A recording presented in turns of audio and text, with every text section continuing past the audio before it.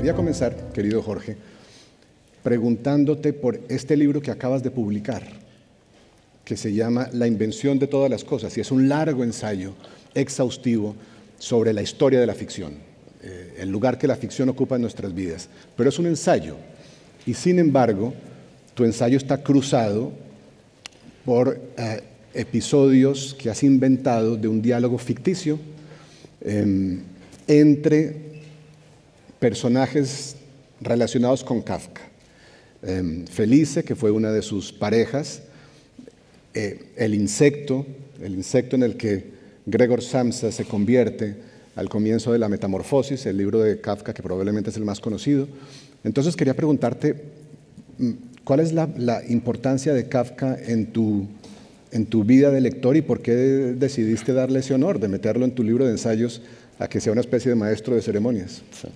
Bueno, muy buenas noches también a todas y a todos. Gracias por acompañarnos en esta fase final del día de hoy del Festival Eñe, a quien les agradecemos pues, que nos reúnan, exacto, a mi amigo y siempre admirado Juan Gabriel Vázquez, a hablar de dos autores que nos importan particularmente. Juan Gabriel, como ven, acaba de hacer trampa, porque la idea era que él hablara primero de Kafka, que él hablara primero de Conrad, pero en realidad me pregunta a mí. En cualquier caso te respondo y te hago la pregunta que tiene que ver con la tuya. Muy bien. Brevemente, he escrito una historia de la ficción, de todo tipo de ficción. Es una historia completa de la ficción, desde los orígenes hasta nuestros días, pero me parecía que era ilógico que una historia de la ficción no tuviera algunos momentos de ficción. Y para esos momentos de ficción, que son diálogos que van entre capítulo y capítulo, me pareció interesante recuperar a estos dos personajes de Kafka. Y creo que ahí podemos entrar justo ya en el homenaje a Kafka, porque tienen que ver con dos acontecimientos muy precisos en la vida de Kafka. Sí. En septiembre de 1912, Kafka acostumbraba, ese era un día domingo, hasta donde recuerdo, acostumbraba levantarse y quedarse en la cama mucho tiempo, ¿no? Retosando, pensando, escribiendo cartas y dándole vueltas a su frustración de ser o no ser escritor y a todas las que tenía, de casarse o no casarse, de enfrentarse al padre o no enfrentarse al padre. Eran muchas. Exacto. Sí. ¿Cuántas veces masticar la comida? ¿Cuántas veces masticar la comida? Si uno lee los diarios, eran constantes. Ese día se despierta y de un tirón va a escribir La condena, que es el relato que convierte a Kafka verdaderamente en escritor. Hay textos anteriores, si uno los lee, están todas las recopilaciones de cuentos completos de Kafka. Hay algún destello memorable, pero realmente lo que lo convierte en escritor es ese momento de despertarse, tener un sueño y escribir de un solo tirón La condena. Y después de eso, inmediatamente lo que hace es escribirle una carta a Felice, con la que había empezado a salir apenas unas semanas atrás, para contarle que está feliz porque ha terminado por fin un relato largo que él está convencido de que lo convertirá en escritor. Ese es uno de los momentos deslumbrantes. Muy poco después le vuelve a ocurrir, vuelve a tener un sueño intranquilo, y después de ese sueño intranquilo, despierta muy agitado. Y ahí es donde tiene la idea de que alguien despierta en su cama después de un sueño inquieto o agitado y se ve convertido en un horrible bicho. Sí. Y otra vez lo primero que hará será mandarle una carta a Felice para contarle que ha tenido esta idea. Ahí no va a ser de un tirón, va a escribir la transformación o la metamorfosis a lo largo de días subsecuentes. Entonces, me parece que son dos momentos clave de cómo la ficción convierte a alguien en otra persona, de cómo la ficción une al mismo tiempo a Kafka con Felice, que tenían de por sí una relación que era más epistolar que real y por lo tanto también un poco más ficticia que real, y la manera como ese sueño de Kafka se convierte en la transformación y cómo ese carácter de bicho es casi, diría, cuántico, en el sentido de que se ha querido interpretar como si es metafórico o si es realista. Y lo interesante es que es las dos cosas a la vez. Y creo que eso es lo que convierte a Kafka, a partir de ese instante, en el gran escritor que estamos teniendo hoy el placer de estar homenajeando. Claro. Y yo te preguntaría, ahora déjame a mí, ¿no? O sea, tú por tu lado has traducido a Conrad, sí, lo conoces muy bien, y es inspiración central de una de tus novelas, ¿no? Sí. Entonces, ¿cómo este polaco nacido en Ucrania termina convertido en uno de los mayores escritores en lengua inglesa? Claro. Y claro. para ti, ¿cómo se convierte en esta figura central en tu obra, no solamente en... Claro, la figura de Conrad como novelista es absolutamente impredecible. Efectivamente, Conrad nació en una ciudad pequeña, Berdichev, que entonces pertenecía a Polonia, pero que ahora es territorio ucraniano, que es además una ciudad que tiene una característica especial, es que queda muy lejos de cualquier mar o cualquier océano. Y sin embargo, este niño, nacido en una familia de aristócratas, que crece con un padre muy culto que traduce a Shakespeare y traduce a Víctor Hugo, y crece con una institutriz que le enseña francés. Luego decide ser marinero por una razón absolutamente inconsciente o una razón irracional. Decide ser marinero y se va para Francia para ser marinero. Empieza una carrera en la marina con el único objetivo, su objetivo final es ser capitán de la marina inglesa. Eso es lo que se convierte en su gran obsesión. Y lo logra. Al final de un proceso llega a pertenecer, a entrar en la marina inglesa y ascender lo suficiente como para volverse capitán. Para ese momento tiene 30 y tantos años y ha llevado una vida paralela todo el tiempo, una vida de lector, de hijo de una familia de lectores, de una familia culta. Y hay un momento que él cuenta muy bien en sus memorias, en que está entre dos barcos. Hay una capitanía que ya ha abandonado y está en el puerto esperando a que surja el siguiente trabajo, que era así como funcionaban los capitanes. Y mientras está entre dos barcos, de repente un día termina de desayunar y por algún impulso inexplicable aparta la bandeja del desayuno, saca unas páginas y comienza a escribir una novela en inglés, que es una lengua que aprendió pasada la adolescencia, aprendió al comienzo de la vida adulta, su tercera lengua, por lo tanto. No era ni siquiera la lengua en la que había leído la literatura que más lo había impresionado. Él era un amante de la literatura francesa. Y sin embargo es en inglés como comienza a escribir esta primera novela. Y ahí ya no hay vuelta atrás. Esa primera novela se llama Una avanzada del progreso y le siguen otras, La locura de Almayer. Luego en 1896 publica El negro del Narcissus, que tiene ya un cierto éxito. Y después viene una cosa absolutamente inesperada, basada en unos viajes que había hecho al final de su vida de marinero, a lo que entonces era el Congo belga. Escribe en 1899 una novela corta que se llama El corazón de las tinieblas. Y ahí ya es el escritor que ha marcado nuestro siglo XX, que marca la literatura latinoamericana incluso. Y es la novela que más me importa a mí. Hago este esbozo de sus comienzos como escritor hasta el momento en que escribe una novela realmente importante. Pero para mí, mi historia de lector, y la razón por la que Conrad es importante para mí, también tiene que ver con El corazón de las tinieblas, que es una novela que en cierto sentido me rescató en un momento difícil. Cuando con poco menos de 30 años yo había entendido que lo único que me interesaba tener como tema era mi país. Y resulta que me di cuenta al mismo tiempo de que yo no entendía mi país, de que su historia estaba llena de secretos, de misterios, de medias verdades, de mentiras, de distorsiones, y sentía que no tenía derecho a escribir sobre él, por lo tanto. Esa novela de Conrad me rescató porque El corazón de las tinieblas es un viaje a lo desconocido, es una investigación en un territorio que no se ha cartografiado para los europeos. Y eso me sugirió la idea de que para escribir ficción, la ignorancia, el desconocimiento, la oscuridad no son obstáculos, son justamente la razón por la que escribimos. Escribimos para averiguar, igual que ese marinero penetraba en el corazón del oscuro para averiguar lo que había ahí. Esa es la razón de la importancia. Quería preguntarte, la mesa gira, que nos han puesto gira alrededor de la presencia de estos dos personajes en nuestra literatura latinoamericana. Había un mexicano, Gabriel Said, que dijo algo ingeniosísimo sobre Kafka. Dijo, si Kafka fuera mexicano, escribiría literatura costumbrista.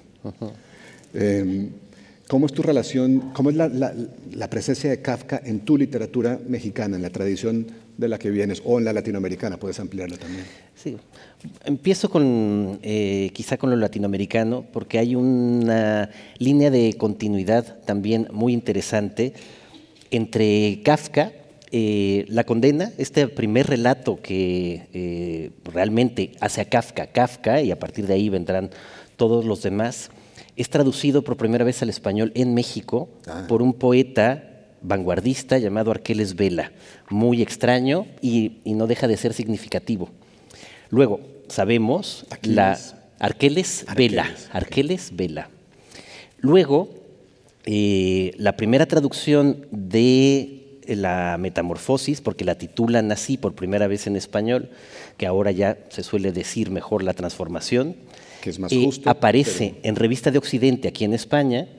No se sabe de quién es la traducción, pero hubo un tiempo en el que se pensaba que era de Borges. Sí. Borges mismo en algún momento insinúa que es suya para luego solo desmentir y aceptar que no era de él. Y esto ya es un juego que es al mismo tiempo kafkiano y borgiano. En cualquier caso, esa traducción va a ser la traducción emblemática de la Metamorfosis, que va a tener una influencia también directa en García Márquez. Claro. O sea, García Márquez cuenta en una entrevista, ¿no?, con Dazo Saldívar, cómo él se vuelve escritor porque su abuela le contaba relatos en donde lo fantástico y lo real convivían sin que hubiera ninguna sorpresa, como en Kafka. Sí. Y eso le queda marcado a García Márquez también para siempre. Entonces, primero esa línea de continuidad en la literatura latinoamericana. Él contaba, ¿no? García Márquez, contaba que se estaba preguntando, siendo muy joven, estudiante de Derecho en la Universidad Nacional de Colombia, se estaba preguntando cómo ser escritor. Él había crecido con un contacto con la novela que era de nuestra lengua, de nuestra tradición, Benito Pérez Galdós y Emilia Pardo Bazán, etcétera, y no encontraba nada que le entusiasmara ahí. Y de repente alguien le llevó este librito de tapas amarillas,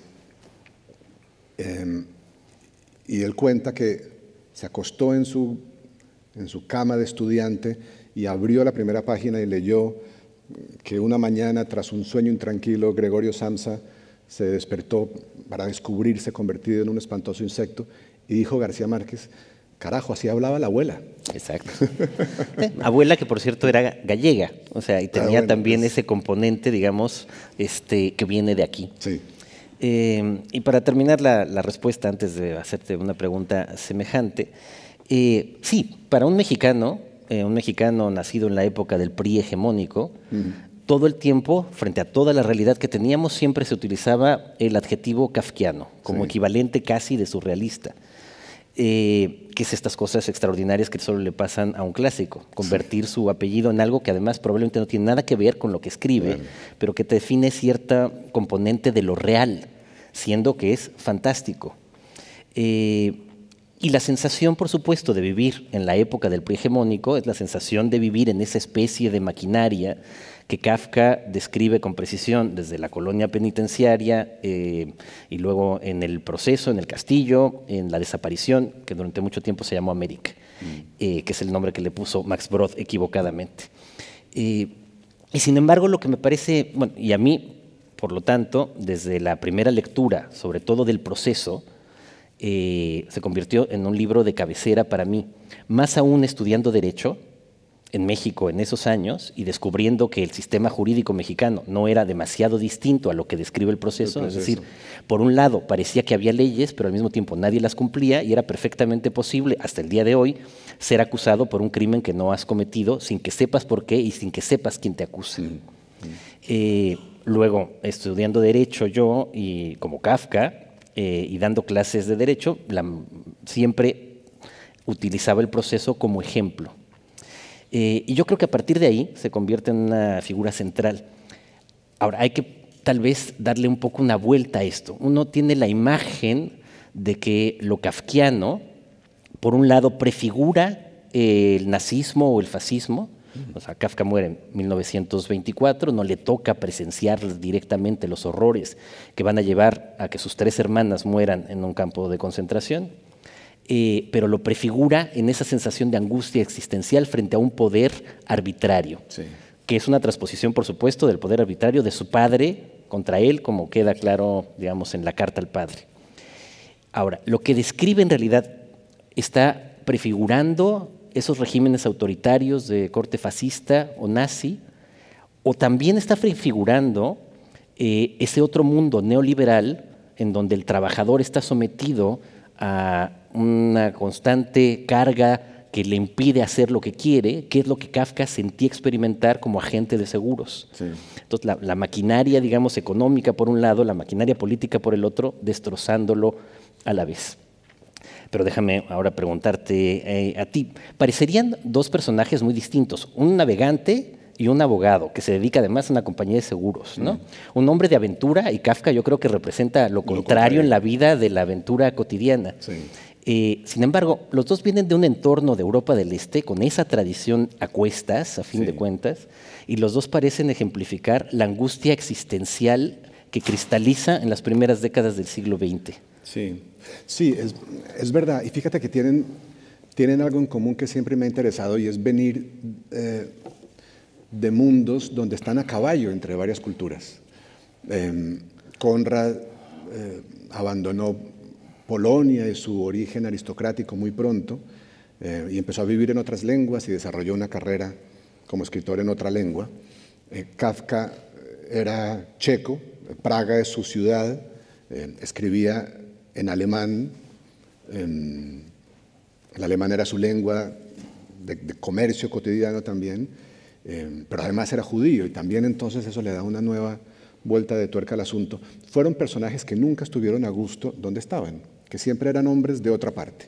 Konrad lo resolvió yéndose, Kafka lo resolvió con una especie de exilio. Quedándose, con exilio interior, digamos, huyendo hacia el interior de lo que era, y por eso sospecho yo fue un poco más infeliz que Konrad. Pero tienen los 2, por distintas razones, una especie de talento profético, ¿no? Lo que acabas de decir de Kafka, la profecía que fueron sus novelas de lo que se nos venía encima después, ya se interprete como totalitarismo o como neoliberalismo. En otro sentido también lo vio Konrad. Las novelas de Konrad son un poco asustadoras realmente, por la clarividencia con la que vieron nuestro siglo XX. El corazón de las tinieblas es una profecía de nuestro mundo colonialista, de violencia colonialista, con el que conviviríamos durante por lo menos 60 años del siglo XX, o más. Pero luego hay esas pequeñas profecías. Hay una novela del que se llama El agente secreto, en el que unos terroristas ponen una bomba para atentar contra la sociedad como concepto. Y hay un autor intelectual del atentado, un personaje temible, que dice: vamos a atentar contra un edificio, y escogen el observatorio de Greenwich, cerca de Londres. Dicen: vamos a atentar contra un edificio porque un edificio puede ser un símbolo y causa más daño que atentar contra una persona. Y si ese edificio simboliza lo que más importante es para la burguesía del país en ese momento, que era la ciencia, el progreso científico, entonces el atentado está consumado. Y es muy difícil no leer eso a la luz del 9 de septiembre del 2001. Un atentado contra un edificio que simboliza lo más importante para la burguesía de ese momento, que es el comercio.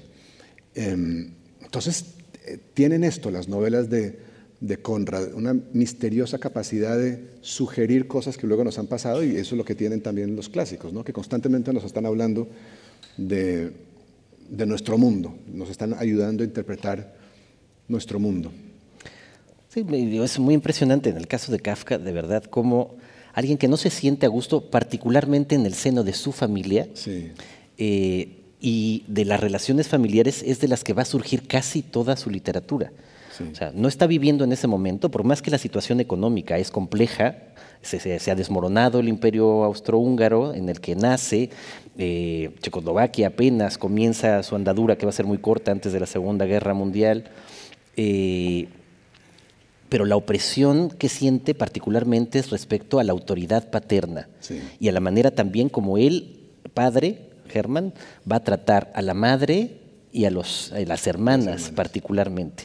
Y como de ese núcleo familiar que lo mantiene angustiado permanentemente y que es lo que lo enlaza tal vez con esa otra gran ficción del siglo XX, que es el psicoanálisis, de otro judío, sí, no muy lejos de ahí, ¿no? Nacido en la misma zona, Freud en Moravia, se convierte en el gran dispositivo metafórico de lo que significa la autoridad ilegítima y de lo que significa estar sometido a reglas que nunca se cumplen o que se cumplen de manera arbitraria. Sí. En cambio, ahí sí, no sé, yo te voy a preguntar más. ¿La vida familiar de Conrad tiene que ver con su literatura? Sí, en un sentido indirecto. Fíjate que tiene también que ver con el trauma de la autoridad ilegítima.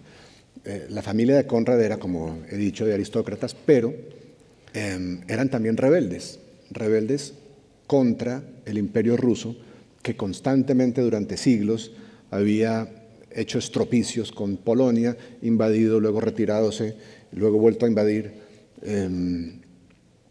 y desde luego causado mucho dolor y mucho sufrimiento. Y como rebeldes, nacionalistas, eran nacionalistas polacos, luchando contra un imperio ruso, contra un imperialismo ruso, fueron encarcelados, exiliados, y como resultado indirecto de esos traumas, la madre enfermó, murió, el padre también murió tempranamente. Conrad se descubrió huérfano a los 12 o 13 años, y de ahí le quedaron ciertas actitudes hacia el poder político ilegítimo, un desprecio profundo por los imperialismos. De ahí también viene su lectura del colonialismo que hace en El corazón de las tinieblas. Es un libro conflictivo que ha cambiado de lectura con el tiempo, que fue atacado por ser racista, decía uno de sus lectores, el africano Chino Achebe, en los años 70. En realidad es la visión de un hombre blanco europeo que tiene sus sesgos, tiene sus puntos ciegos, pero es una condena del colonialismo, es una condena de la explotación del hombre por el hombre, sobre todo de sociedades europeas explotando sociedades africanas. Y todo el libro está traspasado por ese repudio que Conrad sentía contra los países fuertes que invaden a países débiles o menos fuertes. De manera que ahí ves un poco también eso. En otros libros, en Bajo la mirada de Occidente, que es una novela fantástica que les recomiendo, Conrad explora el mundo de los exiliados que produjo la Revolución Rusa. Están en Ginebra y él explora esas tensiones ideológicas de una manera maravillosa. En Lord Jim cuenta la historia de un capitán que cae en desgracia después de que huye de su barco que se está hundiendo y con consecuencias enormes. Y ahí es toda una reflexión sobre tu actitud frente a los retos, frente a la responsabilidad, digamos, ¿no? Y eso tiene también que ver con su vida de ex víctima de estos poderes que no manejamos, que son los del imperialismo. Es que si estamos justo además en Eñe hablando de democracia como centro, no parece que la democracia exactamente fuera el centro de la escritura de ninguno de ambos, ¿no? No. Incluso uno podría decir que hay un cierto escepticismo general hacia cualquier forma del poder, sí, incluso el poder legítimo, incluso el poder democrático, ¿no? Sí. Creo, me parece en ambos casos. O sea, también lo que, por ejemplo, a Kafka y probablemente también a Conrad, lo vuelve tan actual en una época tan opresiva como la que estamos viviendo justo en este momento de democracia amenazada, es la sensación de incapacidad del individuo de escapar de la maquinaria de opresión que tiene encima. Sí. O sea, leer a Kafka rara vez va a generar una sensación de esperanza o de luz, sí. Es más bien una sensación justamente de frustración ante la incapacidad de destruir esa enorme maquinaria de poder que está por encima de los individuos, representada por el Estado o representada por la familia, sí. O por el padre. Y eso lo sigue volviendo profundamente actual y contemporáneo. Ahí, relacionado con eso, hay algo, ¿no?, que te quería preguntar. Hablamos de Kafka, de la lectura de Kafka, como un escenario bañado en tonos oscuros, profundamente pesimista,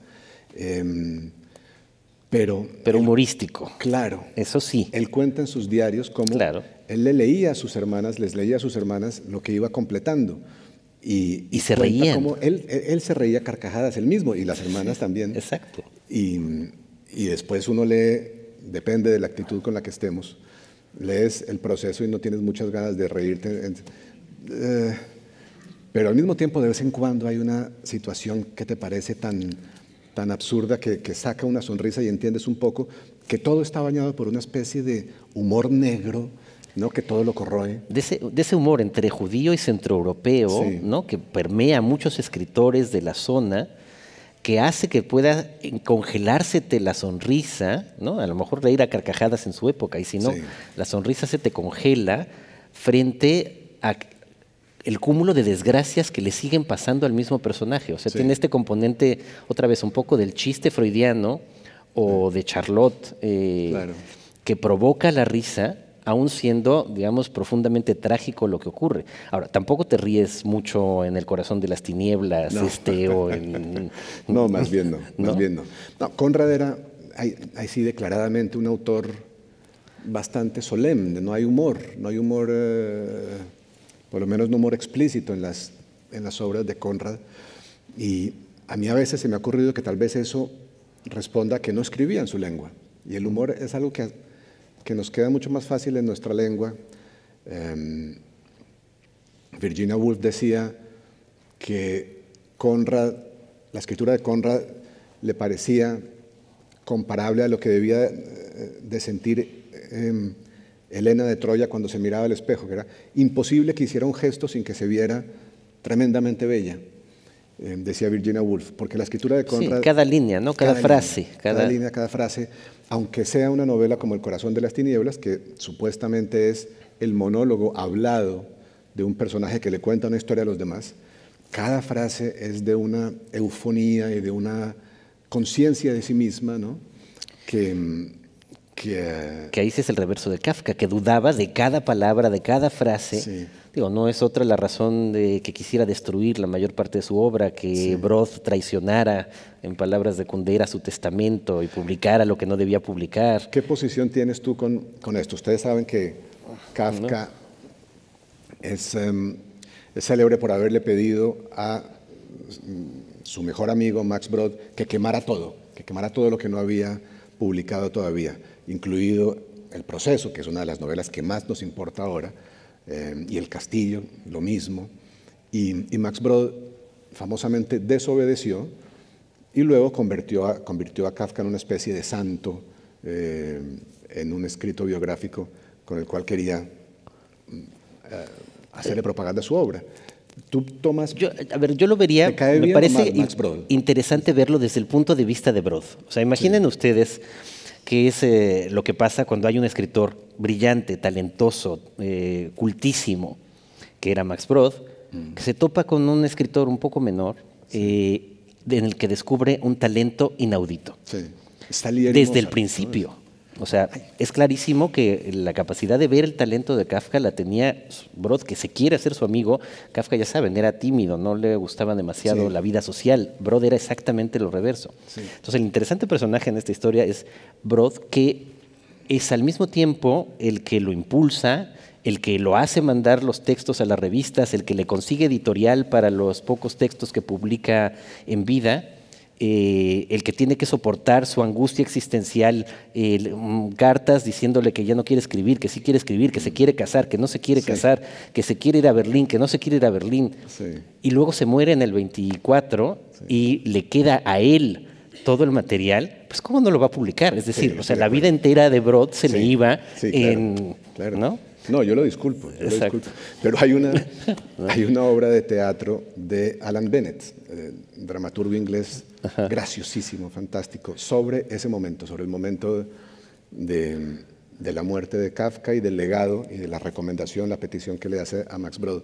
Y en la obra de teatro aparece Kafka pensando, pero yo quiero que queme todo, Max Brod, que queme todos mis manuscritos, pero si los quema, no voy a tener el privilegio de que los quemen los nazis.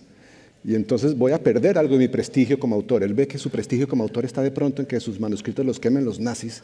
Hay otra manera de verlo, Juan Gabriel, que es que si tú lo haces, que lo has intentado un poco, tú has querido casi destruir libros tuyos también, que lo sabemos aquí perfectamente, tus primeras novelas. No lo sabe todo el mundo, entonces. Bueno, hay que pedirle a un amigo que destruya tus manuscritos, pero a ese amigo que sabes que te va a desobedecer. Sí, esto es. Porque Brod, que tenía esta doble cosa de admiración, pero también, hay que decirlo, de una cierta seguramente envidia frente a ese prodigio, no cumple. En cambio, cuando le manda textos Kafka a Dora Diamant, que es su última amante a la que quería muchísimo, ella sí le hace caso y lo quema. Sí, no. Libéranos de los amigos leales. Exacto. En tu testamento, decide bien a quién vas a darle esa tarea ingrata de quemar tus primeros libros. Jorge, me hace señas de que se nos ha acabado el tiempo. Muchas gracias a todos por oírnos estas disquisiciones y espero que lean a Conrad y espero que lean a Kafka. Muchas gracias a todas, a todos.